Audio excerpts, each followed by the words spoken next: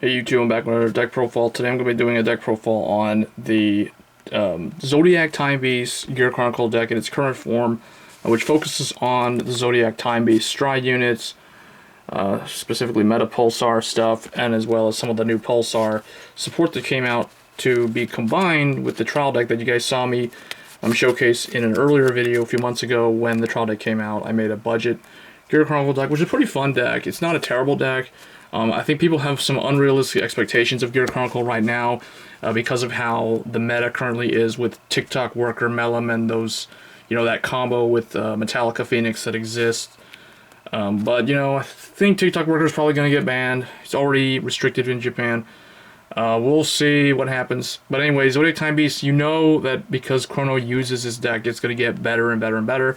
So I highly recommend picking up certain cards now while they're really, really affordable. Like Split Pegasus and some other, like a grade 2 in here that we're going to go over in a little bit. Because you know how Bushiroad is. They're going to really, all go all in on Zodiac Time Beast. It's going to become ridiculous. So, anyway, this is the deck in its current form. It got a few changes from when I last showed it. So we're still running the 4 Chrono Jet Dragon G. Because he's your go-to unit, you want to ride this guy in most of your games. The other backup I am running is Pulsar Flare Scent Dragon. He came out in the latest set. So we're running him as opposed to Chrono Fang Tiger G or the original Chrono Jet. The reason why I'm not running the original Chrono Jet is because he's not a Zodiac Time Beast. You really want a Zodiac Time Beast as a Vanguard above anything else. So that's the reason why we went all. Chrono Fang Tiger G could be in here at 2 copies. The only reason why, or 4 copies. The only reason why I'm not running him is because he is in my Chrono Fang Tiger deck. So I didn't want to take him out. So nice thing is they got a new Zodiac Time Beast. He's not a terrible alternate to Chrono Jet. He does have an ability when he's placed on V, Counter Blast 1, Soul Blast 1. He has to run on top of a Zodiac Time Beast, but that's okay because everything's Zodiac Time Beast in here. Then he does have a rearguard skill, which has pressure when he hits. He can send one of the opponent's rearguards, puts on the bottom of the deck. So he's got that old school, semi-retiring field disruption effect, but it's on hit and it's GB1 restricted. So not terrible though, not terrible for right now. This is the lineup that I'm using. Next, moving on to grade 2s, I am running 4 Pulsar Tamer Lugal Ore. Don't ask me how this guy is a Zodiac Time Beast, but apparently he is, or she is. I'm not sure, but it's probably not human because it's a Zodiac Time Beast.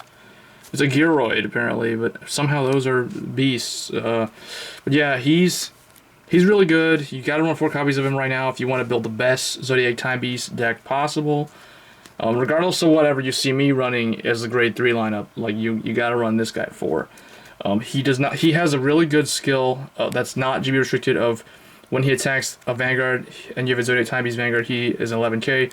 So that's not GB restricted. I really like that skill because it pokes at them a lot, and then, which is typically what you do with this guy, you'll poke and then hope that you can time leap him with his GB1 skill, which is when you drive check a grade 3 Zodiac Time Beast, you can time leap him. So it effectively makes this kind of like Aqua Force. I think of them as Aqua Force, sort of, at least in the current form. Where this is kind of like Diamantes, where he swings first at the Vanguard 11k. Whether he has a booster behind him or not, typically you won't boost him. You just swing 11, like poke 11. So it's kind of like trying to make them somewhat like Aqua Force. It's really kind of weird, but that's what I've noticed in playtesting the deck. So 4 of him because he's like the best Zodiac Time Beast right now. Then 2 Chrono Spin Serpent. It's a Zodiac Time Beast. It works extremely well in here with Split Pegasus, because when Split Pegasus is face up, he becomes 11. So then he'll just get stronger and stronger. Like the more of these are face up, it gets 1k to all the Zodiacs in the front row. So easy 11k, very good defense, turn 2 rides, so we run 2 of him. And he does his thing where he spins his gear. Then he burrows himself and then brings out 2 grade 1s when you use the stride skill with this guy.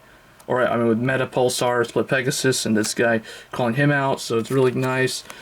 Next, 2 Chrono Claw Monkey because typically you can superior call him from the deck with the time leaps and stuff, and then he becomes 14k, so easy 21k call him, but he's GB1 restricted.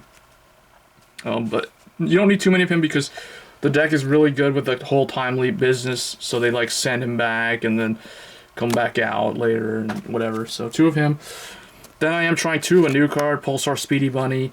So far I don't like him that much. I kind of like these 2 more, but he's GB1 restricted and he gets 1,000 during your turn for every other Zodiac Time Beast. He doesn't count himself, so he's essentially, he does count the Vanguard though. It is unit, not rear guard, so he can be pretty good, kind of like Chrono Claw without having to use Counterblast or without having to call it.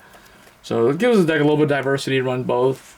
And then 1 Chrono Beat Buffalo because he can actually potentially be better than Chrono Spin. So Chrono Spin you may not need to run if you don't want to. You can run Chrono Beat Buffalo because this can be an 11k permanently even on the opponent's turn. But honestly, because of Split Pegasus, but during your turn, both of these are typically at least 11k anyway, and this is just a better defensive card in the early game. That's why I prefer Chrono Spin. But Buffalo is pretty good, diverse lineup. You may not run at all. You could run like another Claw or another Bunny or another Serpent. It doesn't matter. I just want to run him at 1 because I have the Hollow one. So I wanted to diversify the Zodiac Time Beast names as well. So that's what I went with. For grade 1s, 4 Steamkeeper Labashim. So it's a budget deck, so running this guy over Arlim.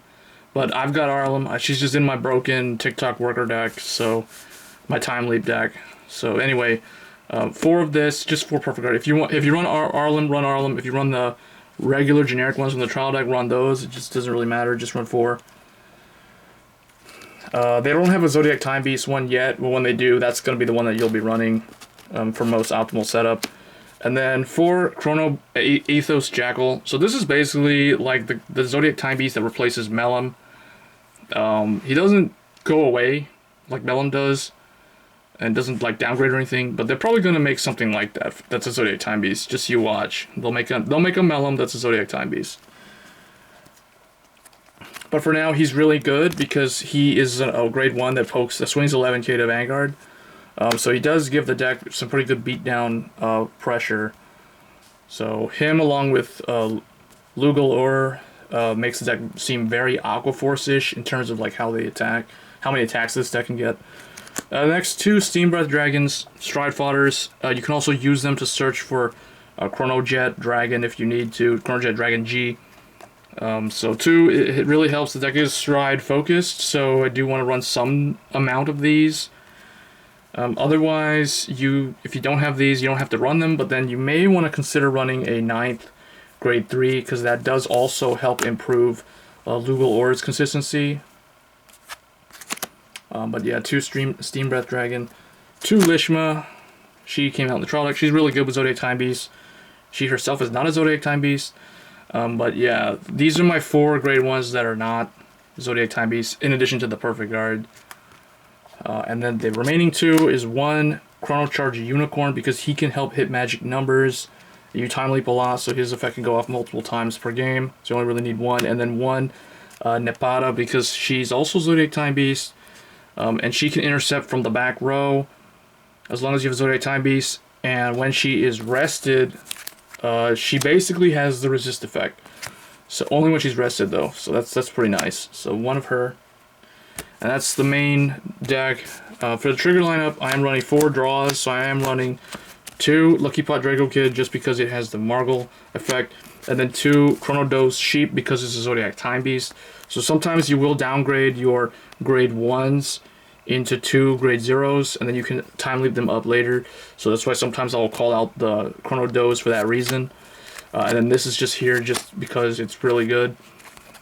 And then everything else is Zodiac Time Beast. So we have the 4 Chrono Valley Rabbits. We got a new one in set 9, Pulsar Rush. Because I don't have a Heart Thump Worker still. So yeah, and then 4 Chronotherapy Hamster, because it's the new best heal for the Gear Chronicles. And then Chrono Dran G as a starter because it's pretty good, and I pulled a hollow one. So that's basically the main deck. For the Stride lineup, it's pretty basic stuff. None of the stuff in here is that hard to obtain, so I recommend getting the Split Pegasus because it may end up comboing really well with newer rare guards in the future. So for Metapulsar Split Pegasus, it's typically your best first Stride. The other one being Hualong. He's also Metapulsar. So Metapulsars I think are going to become the new like popular Gear Chronicles. So 4 of this one, 1 of this one. This is the trial deck one. Occasionally I do use this one. It's pretty good. It's situational, but it's pretty good. And then 2 Ragnarok because it gives a pressure to the opponent. This is not too hard to find, I feel like, I don't know. But yeah, 2 of him. And then I am running the 1 Chronos Command and the 2 Interdimensional Dragon. So the nice thing about this is you don't have to flip up you don't have to flip up a Metapulsar. So typically what I do is I'll flip up depends on how my front line looks. If I've got Lugals and stuff, I'm not gonna flip up Metapulsar. I'll flip up Chronos Command instead, so I can go into this guy if I have to mess up my opponent's field. And then it's situational though. But yeah, like typically you first write him to flip up this, or you flip up another copy of him, so you'll have 2 face up. You could also run Warp Drive Dragon in here for more time leap shenanigans, but I went with the more defensive stuff with the Chronos commands. Then I'm running 1 Fate Rider Dragon because he's a Gear Dragon, and then Seabreeze. He's good late game, that guy. Seabreeze, obviously, because you're Gear Chronicle, everybody's going to try to grade rush you. Or grade 2 rush you. Not really, but it was for a while like that. So then 1 Hetero Round, because you do have Chrono Jet potentially. And then 1 Rafana, because she's your big number G-Guard. And then 2 Uluru, because she allows you to put triggers back in the deck, which is really good. So this is the main Stride deck. As you can tell, I don't have Next Stage, Groovy, Metallica Phoenix, none of that stuff really. I mean, obviously you can use Next Stage if you have him. I'm not saying you can't use him, but I don't have him, so I just went with whatever I have, and so far the deck works pretty good as a fairly budget Gear Chronicle deck. There's no Next Stage, no Groovy, none of that stuff, so hope you guys enjoy the deck profile. You know the Gear Chronicle is going to get more stuff in the future. That's Zodiac Time Beast, like that one guy they've already shown in the anime. So it's, I don't know, I'll just probably end up getting that stuff later. So anyway guys, hope you enjoyed the deck profile video, and I'll catch you guys next time. Thanks.